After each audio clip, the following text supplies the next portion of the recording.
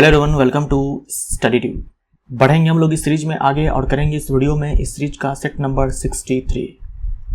पूरे सीरीज का ये सेट नंबर 63 है और हीट का ये पार्ट 11 है और ये हीट चैप्टर का हमारा फाइनल पार्ट है, लास्ट पार्ट है। 11 पार्ट्स मिलाकर के हम लोगों ने टोटल इसमें एमसीक्यू कर लिए हैं कितने, 275। आज के इस वीडियो से हमारे 11 पार्ट्स कंप्लीट हो जाएंगे हीट चैप्टर का, यानी कि हीट जो है चैप्टर हमारा कंप्लीट हो जाएगा। तो इन सारे ही सेट्स को, हीट के जो सेट्स हुए हैं, हीट के जो पार्ट्स आए हैं, सबको कंबाइन करके टेलीग्राम चैनल पर अपलोड कर दिया जाएगा। ये टेलीग्राम चैनल का आईडी है, आप इस आईडी के माध्यम से टेलीग्राम चैनल से जुड़ सकते हैं। ये क्यूआर कोड है, इसे स्कैन करके भी टेलीग्राम चैनल को ज्वाइन कर सकते हो अगर आप पीडीएफ को डाउनलोड करना चाहते हो तो। अब बढ़ते हैं वीडियो में आगे और करते हैं प्रश्नों को। तो ये हमारा फाइनल पार्ट है हीट का, सेट नंबर 63 है इस सीरीज का। यदि रेफ्रिजरेटर के दरवाजे कुछ घंटों के लिए खुले छोड़ दें तो कमरे का तापमान क्या होगा? पिछले वीडियो में हम लोगों ने अच्छे से कवर कर लिया हुआ है, बढ़ जाएगा। ठीक है, बढ़ जाएगा। ऊष्मागतिकी का द्वितीय नियम आधारित है। ऊष्मागतिकी का द्वितीय नियम, देखो प्रथम नियम हम लोगों ने कवर कर लिया हुआ है, delta Q is equal to delta U plus W. ये प्रथम नियम कहता है। जो हमारा द्वितीय नियम है वो केल्विन प्लांक कथन पर और क्लॉसियस के कथन पर आधारित है। ठीक है, तो इन कथनों को जान लो, वही हमारा द्वितीय नियम है। तो आंसर हमारा यहाँ पर डी हो जाएगा। ऊर्जा संरक्षण का जो सिद्धांत है उसी को हम लोग बोलते हैं ऊष्मागतिकी का प्रथम नियम। केल्विन प्लांक कथन के अनुसार निम्न में से कौन सा कथन सत्य है? Second law of thermodynamics 2 statements पर बेस्ड है। पहला स्टेटमेंट है केल्विन प्लांक स्टेटमेंट, तो इसी के बारे में बताना है कि कौन सा कथन सत्य है। ऐसा ऊष्मा इंजन बनाना असंभव है जिसमें कार्यकारी पदार्थ एक पूर्ण चक्रीय प्रक्रम में स्रोत से ऊष्मा ग्रहण पूर्ण रूप से कार्य बदल दे। स्रोत से ऊष्मा ग्रहण कर पूर्ण रूप से कार्य बदल दे। देखो स्रोत याद है आपको, स्रोत सिंक, स्रोत का टेम्परेचर ज्यादा हुआ करता था, वहां से ऊष्मा ली जाती थी, उससे कार्य करवाया जाता था और कुछ ऊष्मा जो है सिंक को चली जाती थी। तो ये वही स्रोत है। तो मोटे तौर पर आप ये समझिए, ये जो केल्विन प्लांक स्टेटमेंट है ये कह रहा है कि ऐसा ऊष्मा इंजन बनाना असंभव है। ऊष्मा इंजन का काम क्या था? ऊष्मा को कार्य में बदलना। तो ऐसा ऊष्मा इंजन बनाना असंभव है जिसमें स्रोत से ली गई ऊष्मा को पूरी तरह से कार्य में बदल दे। ऐसा इंजन बनाना जो है इम्पॉसिबल है। अगर ऐसा हो जाता तो जो एफिशिएंसी है इंजन की वो 100% हो जाती। और मैंने आपसे पिछले वीडियो में कहा था कि ऐसा कोई इंजन ही नहीं है जिसकी एफिशिएंसी क्या है कि 100% है। ऐसा इंजन नहीं है। जो प्रथम नियम है जिसमें हम लोगों ने देखा था Q is equal to delta U plus W, अगर हम यहाँ पर डेल्टा यू को 0 कर दें तो Q हमारा W हो जाता है। Q हमारा W हो जाता है, यानी कि संपूर्ण ऊष्मा को कार्य में यहाँ पर बदल दिया गया अगर हम आंतरिक ऊर्जा में परिवर्तन नहीं करवाएं तो। लेकिन ऐसा नहीं होता है। देखिए, हम कार्य को पूरी तरह से ऊर्जा में बदल सकते हैं लेकिन हम ऊष्मा को पूरी तरह से कार्य में नहीं बदल सकते। ये चीज संभव है कि संपूर्ण कार्य को ऊष्मा में बदल दे, लेकिन संपूर्ण ऊष्मा को कार्य में बदल दे ये असंभव है, ऐसा नहीं हो पाएगा। तो फर्स्ट लॉ ऑफ थर्मोडायनेमिक्स जो है उसकी ये कमी है कि वो कहता है कि संपूर्ण ऊष्मा को हम कार्य में बदल देंगे। सेकंड लॉ कहता है कि ऐसा नहीं है, ऐसा असंभव है। तो ये आप मोटे तौर पर समझो कि ऐसा इंजन बनाना असंभव है जिसकी एफिशिएंसी क्या है कि 100% है। ऐसा ऊष्मा इंजन बनाना असंभव है जिसकी दक्षता 1 हो। यही मैंने आपसे कहा, दक्षता 1 यानी कि 100% हो। तो ऐसा इंजन बनाना जो है असंभव है। ऊष्मा इंजन में सिंक का होना आवश्यक है। सिंक का होना जो है ये बिल्कुल ही आवश्यक है, क्योंकि सेकेंड लॉ ऑफ थर्मोडायनेमिक्स ये कहता है कि भाई कुछ न कुछ ऊष्मा जो है वो सिंक को जाएगी ही, वो कार्य में जो है नहीं बदलेगी, इसीलिए सिंक का होना आवश्यक है। तो उपर्युक्त सभी हमारा आंसर हो जाएगा। निम्न में से कौन सा क्लॉसियस का कथन है? Second law of thermodynamics 2 statement पर बेस्ड है। पहला था केल्विन प्लांक स्टेटमेंट, दूसरा है क्लॉसियस का स्टेटमेंट। तो आपको बताना है कि निम्न में से कौन सा क्लॉसियस का कथन है। ऐसी किसी भी स्वचालित मशीन का निर्माण असंभव है जो चक्रीय प्रक्रम में बिना किसी बाह्य कार्य के ऊष्मा को ठंडी वस्तु से गर्म वस्तु तक पहुंचा सके। ये सब मैंने आपको पहले ही करवा दिया हुआ है। ठीक है, यहाँ पर बस आपको ये ध्यान में रखना है कि ये क्लॉसियस का स्टेटमेंट है। हमारा आंसर यहाँ पर ए हो जाएगा। ये सब मैं आपको बता चुका हूँ। ये हॉट बॉडी है और ये कोल्ड बॉडी है। तो आप जानते हो कि कोल्ड बॉडी से हॉट बॉडी में ऊष्मा अपने आप तो स्थानांतरित नहीं होगी। तो यही यहाँ पे लिखा हुआ है कि ऐसी किसी भी स्वचालित मशीन का निर्माण असंभव है जो चक्रीय प्रक्रिया में बिना किसी बाह्य कार्य के ऊष्मा को ठंडी वस्तु से गर्म वस्तु तक पहुंचा सके। मीन्स ऐसी कोई मशीन जो है आप नहीं बना सकते हैं जो अपने आप बिना किसी बाह्य कार्य के वो ऊष्मा को ठंडी वस्तु से गर्म वस्तु की ओर भेज दे। ऐसा मशीन बनाना जो है असंभव है, इम्पॉसिबल है। आपको यहाँ पर क्या है कि बाह्य कार्य करवाना ही पड़ेगा, ठीक है। जैसे हम लोगों ने देखा था रेफ्रिजरेटर में इलेक्ट्रिक वर्क। तो केल्विन प्लांक का जो स्टेटमेंट है वो ये कहा कि ऐसा ऊष्मा इंजन बनाना असंभव है जो संपूर्ण ऊष्मा को कार्य बदल दे। जो ये क्लॉसियस का स्टेटमेंट है वो ये कहता है कि ऐसा मशीन बनाना असंभव है जो बिना किसी बाह्य कार्य के मदद से ऊष्मा को ठंडी वस्तु से गर्म वस्तु की ओर स्थानांतरित करवा दे, भेज दे। तो ये आपको ध्यान में रखना है, क्लॉसियस का स्टेटमेंट है। जैसे जैसे वस्तु और वातावरण के बीच तापांतर कम होता है वस्तु के ठंडा होने की दर कम हो जाती है। ये न्यूटन का शीतलन नियम है। प्रत्येक वस्तु परम शून्य से अधिक ताप पर ऊष्मा को अवशोषित भी करती है और उत्सर्जित भी करती है। ये कौन सा नियम है? प्रीवोस्ट का ऊष्मा विनिमय सिद्धांत, Prevost theory of heat exchange. ये सब मैं आपको करवा चुका हूँ। जो वस्तु ऊष्मा की अच्छी अवशोषक होती है वही ऊष्मा की अच्छी उत्सर्जक भी होती है। यह है किरचॉफ्स लॉ का रिजल्ट, ठीक है। तो ये सब मैं आपको करवा चुका हूँ। न्यूटन का शीतलन नियम है, यह Prevost theory of heat exchange, और यह है किरचॉफ्स लॉ का जो मैंने आपसे कहा था कि एक रिजल्ट है।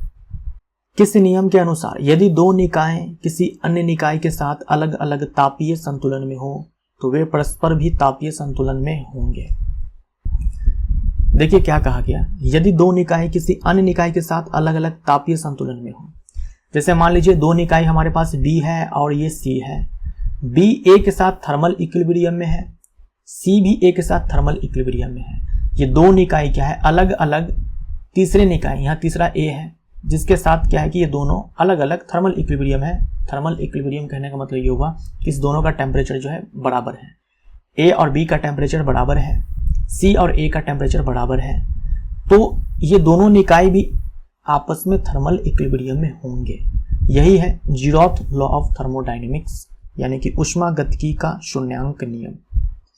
ऊष्मागतिकी का शून्यांक नियम, zeroth law of thermodynamics. Pressure cooker में एबोनाइट का हत्था लगा होता है क्योंकि एबोनाइट, अब चाहे एबोनाइट हो या फिर कोई दूसरा मटेरियल हो, जो भी मटेरियल होगा उसके अंदर ये विशेषता होगी कि वो ऊष्मा का कुचालक होगा। वरना क्या होगा, हम पकड़ेंगे तो जो हमारा हाथ है वो जल जाएगा। तो हमें क्या है कि अपने हाथ को प्रोटेक्ट करना है, बचाना है, तो उसके लिए हमें ऐसे पदार्थ का इस्तेमाल करना होगा जो ऊष्मा का कुचालक हो। तो ऊष्मा का कुचालक होता है। थर्मस बोतल में पेय पदार्थ को कुछ समय तक उसी ताप पर रखने के लिए उसकी दीवारों पर निम्न की परत लगाई जाती है, रजत की परत लगाई जाती है, सिल्वर प्लेटिंग की जाती है। कमरे को ठंडा किया जा सकता है, कमरे को ठंडा किया जा सकता है संपीड़ित गैस को छोड़ने से। संपीड़ित गैस को छोड़ने से, ये सब मैं आपको बता चुका हूँ। जब संपीड़ित गैस को तेजी से छोड़ा जाता है तो गैस का एडियाबेटिक विस्तार होता है, एडियाबेटिक एक्सपांशन होता है। गैस के इस विस्तार के लिए गैस अपने आंतरिक ऊर्जा का उपयोग करती है, क्योंकि बाहर से ऊष्मा लेने का उसे मौका नहीं मिलता है, क्योंकि हम तेजी से क्या कर रहे हैं कि विस्तार करवा रहे हैं, जिससे इसका तापमान घट जाता है। इस प्रक्रिया को रुद्धोष्म शीतलन भी कहते हैं, यानी कि एडियाबेटिक कूलिंग भी कहते हैं।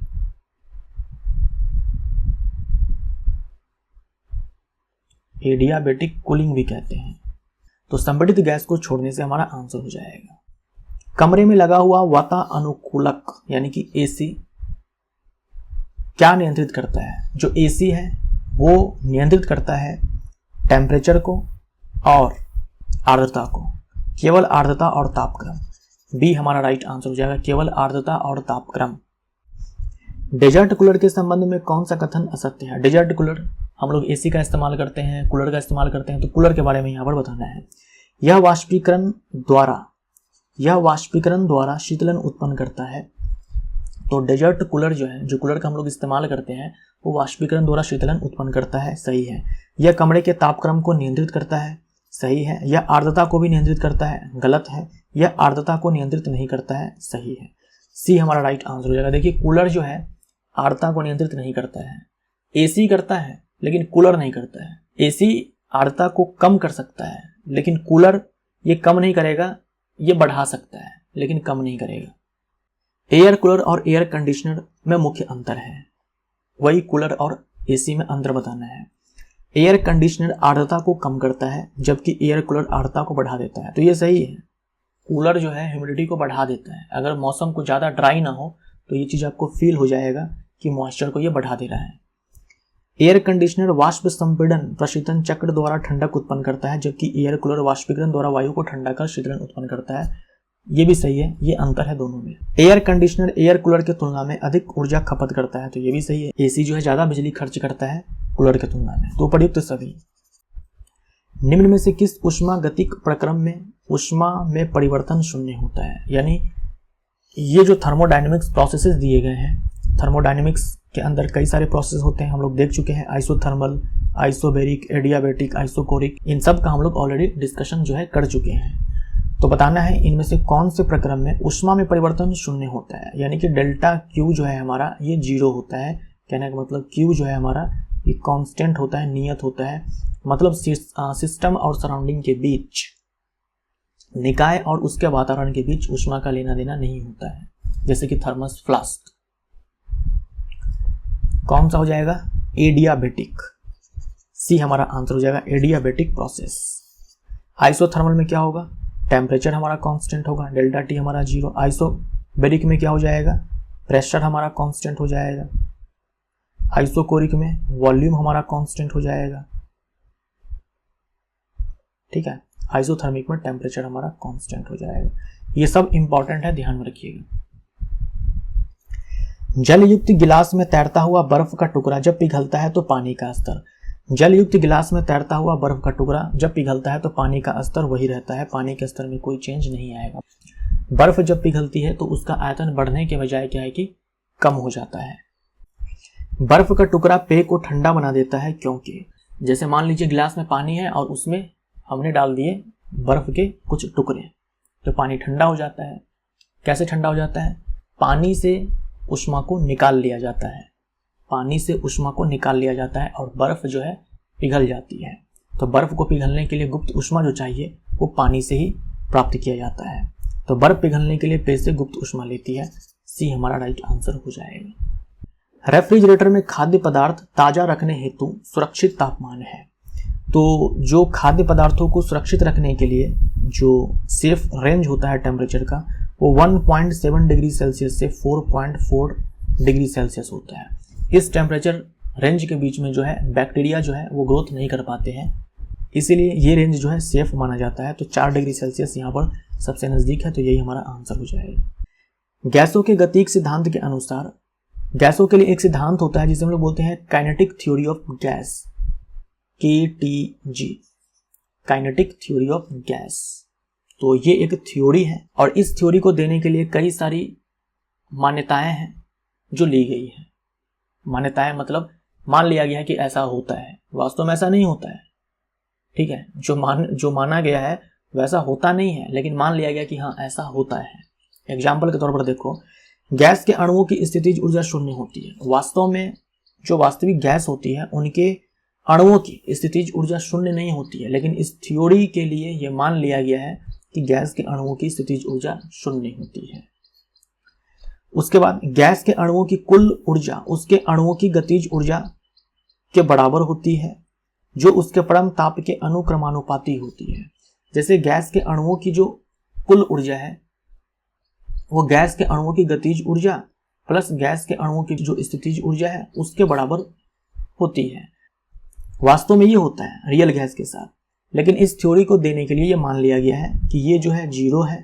तो इसका मतलब क्या हुआ? गैस के अणुओं की जो कुल ऊर्जा है वो बराबर है गैस के अणुओं की जो गतिज ऊर्जा है उसके। और ये जो गतिज ऊर्जा है अणुओं की, ये डिपेंड करती है परम तापमान पर, है ना, यानी कि टेम्परेचर इन केल्विन पर। और समानुपाती जो है ये ऊर्जा होती है परम तापमान के। मतलब टेम्परेचर बढ़ाओगे तो अणुओं की गतिज ऊर्जा बढ़ेगी, अणुओं की कुल ऊर्जा जो है बढ़ जाएगी। कम करोगे तो ये कम हो जाएंगे। गैसीय अणुओं का वास्तविक आयतन गैस के संपूर्ण आयतन की तुलना में नगण्य होता है, तो ये भी सही है। तो उपर्युक्त सभी हमारा आंसर हो जाएगा। जैसे मान लीजिए ये एक कंटेनर है, ये एक कंटेनर है और इस कंटेनर में मान लो कि ऐसे 100 गैस के अणु हैं, जो कि इस पूरे कंटेनर में क्या है कि मजे से घूम रहे हैं, फैले हुए हैं। तो हम बोल सकते हैं कि ये जो गैस के अणु हैं, इसके घूमने के लिए, फैलने के लिए जो आयतन है वो गैस, ये जो कंटेनर है उसके आयतन के बराबर है। मान लो इस कंटेनर का आयतन V है, तो ये पूरा V आयतन में क्या है कि ये गैस जो है फैली हुई है, इसके अणु जो है इस पूरे कंटेनर में जो है घूम रहे हैं। और मैंने आपसे कहा कि मान लो इसमें 100 मॉलिक्यूल्स हैं, 100 अणु हैं। अब इन 100 अणुओं को क्या करेंगे हम कि इकट्ठा कर देंगे, एक साथ ले आएंगे। एक साथ लाने के बाद इनका अपना भी तो कुछ वॉल्यूम होगा। जैसे मान लीजिए ये गैस के अणु हैं, ये गैस के अणु हैं, ये गैस के अणु हैं, ये गैस के अणु हैं, इन सबको हम इकट्ठा लाएंगे तो इनका कुछ आयतन आएगा ना, कुछ ना कुछ तो आयतन आएगा ही। तो घूमने के लिए भले ही ये पूरा आयतन है इसके पास, लेकिन इन सारे ही अणुओं को हम एक साथ इकट्ठा लाएंगे तो इनका अपना भी कुछ आयतन होगा। तो एक रियल गैस के लिए गैस के अणुओं का जो अपना आयतन होता है वो वैल्यू रखता है, कुछ ना कुछ वैल्यू जो है रखता है, मतलब उनका कुछ अपना सिग्निफिकेंस होता है। लेकिन इस थ्योरी को देने के लिए मान लिया गया है कि भाई गैस के अणुओं का जो वास्तविक आयतन है, जैसे मान लो सारे ही गैस के अणुओं को हमने इकट्ठा कर दिया तो ये आयतन आया, तो ऐसा मान लिया गया है कि ये जो आयतन होता है इस पूरे आयतन की तुलना में जो है बहुत ही कम होता है। तो हम क्या करते हैं कि इसको इग्नोर ही मार देते हैं, ये बोल देते हैं कि गैस के अणुओं का अपना कुछ आयतन होता ही नहीं है। लेकिन इन रियलिटी क्या है कि गैस के अणुओं का भाई कुछ न कुछ अपना आयतन होता है। गैस के गतिक सिद्धांत के अनुसार परम शून्य ताप पर, गैस के गतिक सिद्धांत के अनुसार परम शून्य ताप पर, ये आप पहले जानते हो, परम शून्य ताप पर क्या होता है, आणविक गति रुक जाती है। एक वास्तविक गैस आदर्श गैस की तरह व्यवहार करती है। एक वास्तविक गैस, एक रियल गैस जो है वो आदर्श गैस की तरह यानी कि आइडियल गैस की तरह व्यवहार करती है। तो यहाँ पर देख लो, मैंने आपसे कहा था पिछले वीडियो में कि आदर्श गैस और रियल गैस में क्या अंतर है, ये मैं आपको बता दूंगा। तो गैस के अणु गोलीय होते हैं तथा पूर्णतः प्रत्यास्थ होते हैं।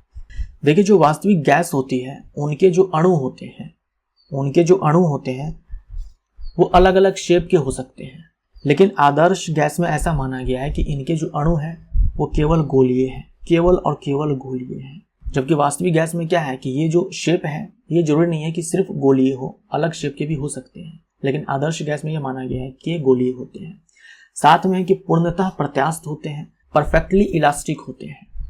इसका मतलब ये होता है कि जब गैस के अणु आपस में टकराते हैं तो उनके ऊर्जा में कोई कमी नहीं आती है। जैसे मान लीजिए गैस के अणु हैं, घूम रहे हैं, उनके पास गतिज ऊर्जा है, वो आपस में आए, टकरा गए, टकराने के बाद उनके ऊर्जा में कुछ कमी आएगी। लेकिन यहाँ मान लिया गया है कि टकराने के बाद भी उनकी ऊर्जा में कमी नहीं आती है, तो इसी को हम लोग बोलते हैं कि पूर्णतः प्रत्यास्थ है, यानी टक्कर खाने के बाद भी जो है ऊर्जा में कोई कमी नहीं आएगी। जबकि वास्तव में ऐसा नहीं होता है, लेकिन आदर्श गैस में ये माना गया है। गैस के अणुओं के बीच परस्पर आकर्षण व विकर्षण नहीं होता है, अतः गैस के अणुओं की स्थितिज ऊर्जा शून्य होती है। वास्तव में गैस के अणुओं के बीच जो है स्थितिज ऊर्जा होती है, लेकिन यहाँ पर शून्य माना गया है। कुल आंतरिक ऊर्जा जो है अणुओं की गतिज ऊर्जा के बराबर होती है, क्योंकि यहाँ पर स्थितिज ऊर्जा को शून्य माना गया है। गैस के अणुओं की गतिज ऊर्जा उसके परम ताप के अनुक्रमानुपाती होती है। गैसीय अणुओं का वास्तविक आयतन गैस के संपूर्ण आयतन की तुलना में नगण्य होता है। आप बोलेंगे ये तो कुछ ऐसा है जो हमने देखा था यहाँ पर KTG को लेकर के। आप बिल्कुल सही सोच रहे हैं। ये जो KTG है एक्चुअल में आइडियल गैस के लिए है, ठीक है। ये जो थ्योरी है एक्चुअल में किसके लिए है, आदर्श गैस के लिए है। इसीलिए यहाँ पर जो मैंने आपको बताया और यहाँ पर जो है वो दोनों मैच कर रहे हैं। तो ये आदर्श गैस है और इसी के लिए जो है KTG है, काइनेटिक थ्योरी ऑफ गैस है, इसी गैस के लिए, आदर्श गैस के लिए।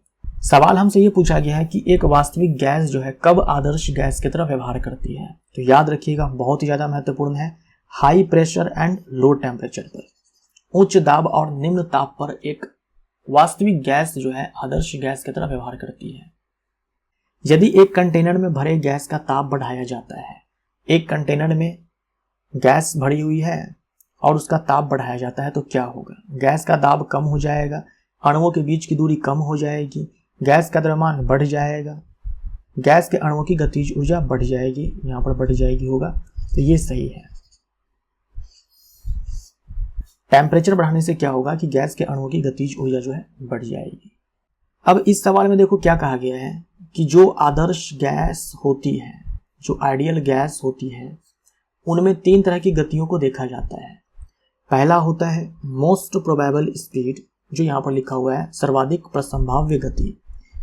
दूसरा है औसत गति, और तीसरा है ये वर्ग माध्य मूल गति, यानी कि VRMS, root mean square velocity या फिर स्पीड। तो आदर्श गैस के अंदर ये 3 प्रकार की गतियां होती हैं। इनके बीच अनुपात आपको बताना है, इनके बीच जो है अनुपात क्या होता है यही आपको बताना है। तो ये आप याद रखिएगा, ये आपसे डायरेक्ट एग्जाम में पूछा जा सकता है। उनके बीच जो है, इन तीनों गतियों के बीच जो है ये रेशियो होता है।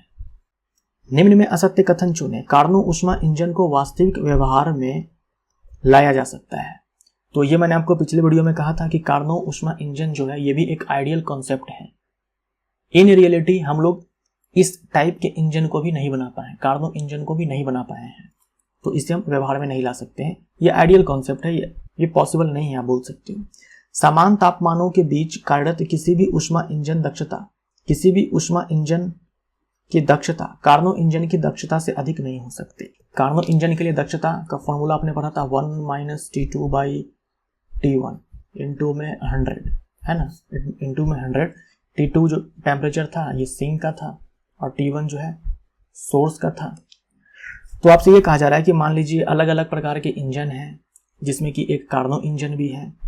सब का टेम्परेचर रेंज अगर हम फिक्स कर दें, सबके लिए टेम्परेचर T2 और T1 है, तो कार्नो इंजन की जो एफिशिएंसी आती है वो मैक्सिमम आती है। यही इसमें कहा गया है कि समान तापमानों के बीच कार्यरत, समान तापमान हम लोगों ने फिक्स कर दिया, T2 T1 फिक्स कर दिया, किसी भी ऊष्मा इंजन की दक्षता कार्नो इंजन की दक्षता से अधिक नहीं हो सकती। मैक्सिमम जो एफिशिएंसी मिलने वाली है वो कार्नो इंजन के केस में मिलती है। ऊष्मागतिकी का प्रथम नियम तापमान को परिभाषित करता है। ऊष्मागतिकी का प्रथम नियम तापमान को परिभाषित करता है। ऊष्मागतिकी का द्वितीय नियम आंतरिक ऊर्जा को परिभाषित करता है। असत्य कथन बोला है ना, तो ये भी गलत है, ये भी गलत है। यहां पर याद कर लेना आप, जो फर्स्ट लॉ ऑफ थर्मोडायनेमिक्स है, फर्स्ट लॉ, ये परिभाषित करता है आंतरिक ऊर्जा को, है ना, आंतरिक ऊर्जा को, यानी कि इंटरनल एनर्जी को, इंटरनल एनर्जी को। और जो जीरोथ लॉ है,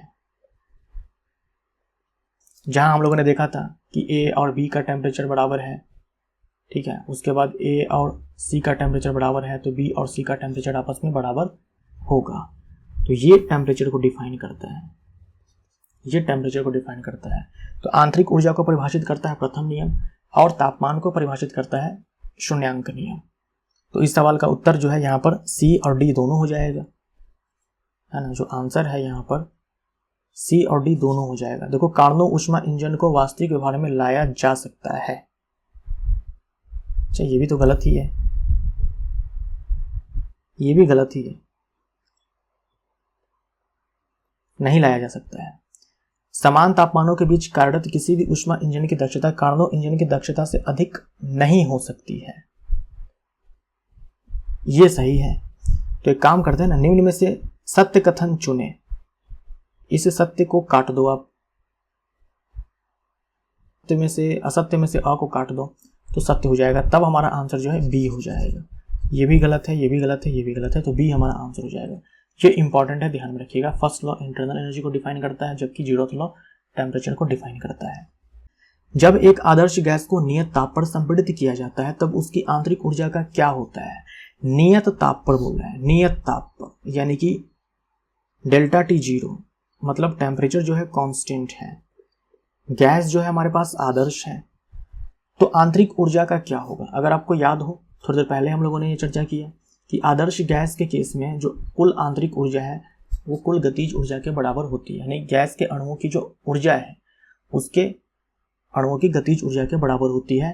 और ये चीज़ जो है केवल और केवल डिपेंड करती है टेम्परेचर पे, टेम्परेचर इन केल्विन पे।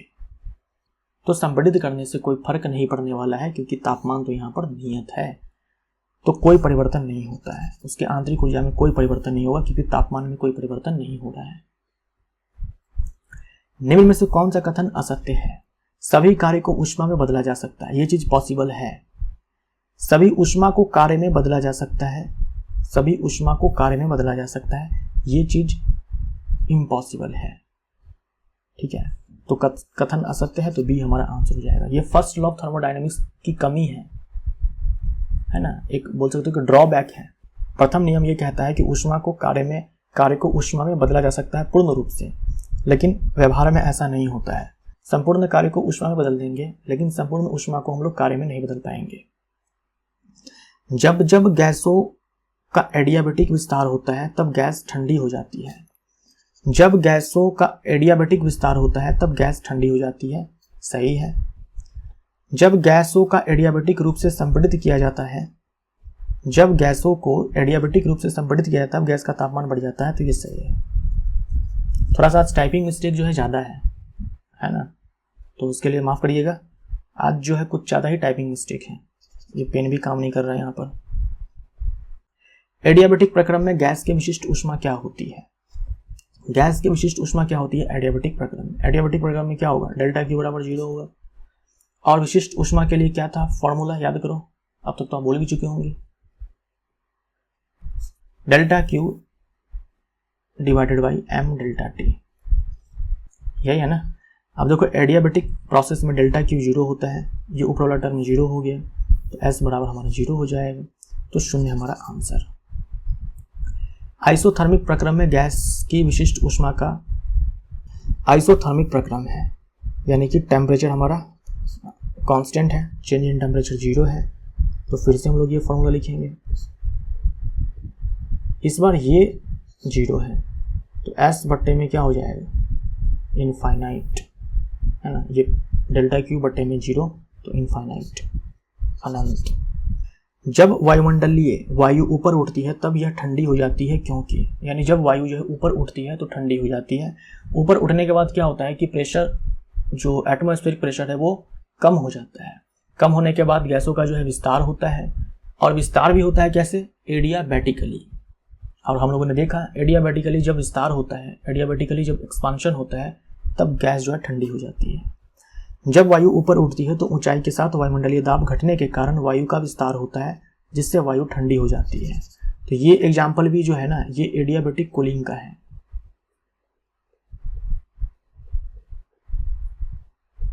एडियाबैटिक कूलिंग का है, या फिर एडियाबैटिक एक्सपांशन आ जाएगा, रुद्धोष्म शीतलन या फिर रुद्धोष्म विस्तार। जब एडियाबैटिक एक्सपांशन होगा गैस का, तो जो गैस का तापमान है वो कम हो जाएगा। तो यहाँ पर हमारा सेट नंबर 63 जो है समाप्त होता है। तो हीट चैप्टर जो है हमारा इस पार्ट 11 के साथ समाप्त होता है। Thank you so much.